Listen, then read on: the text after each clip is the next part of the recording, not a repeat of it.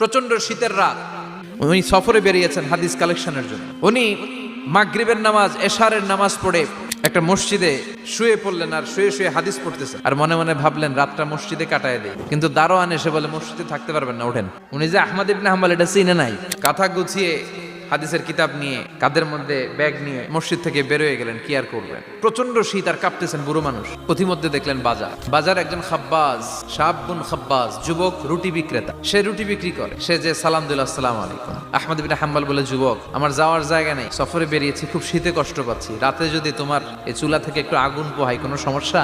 যুবক বলে, না না সমস্যা না, আহলান ওয়া সাহলান, বস আমদের, আসেন আসেন, আপনি আগুন পোহাইলে আমার সমস্যা কি? আল্লাহ শুকরিয়া করে উনি বসলেন আর আগুন পোহাচ্ছেন। আর খেয়াল করলেন যুবক রুটি বানায় আর পরে আস্তাগফিরুল্লাহ, রুটির দলা বানায় পরে আস্তাগফিরুল্লাহ, খামির বানায় আর পরে আস্তাগফিরুল্লাহ, খালি এইটাই পড়তেছে। ইমাম আহমদ ইবনে হাম্বল তো অবাক, কিরে এটা আবার কেমন যুবক, খালি আস্তাগফিরুল্লাহ। উনি প্রশ্ন করলেন, যুবক ঘটনা কি?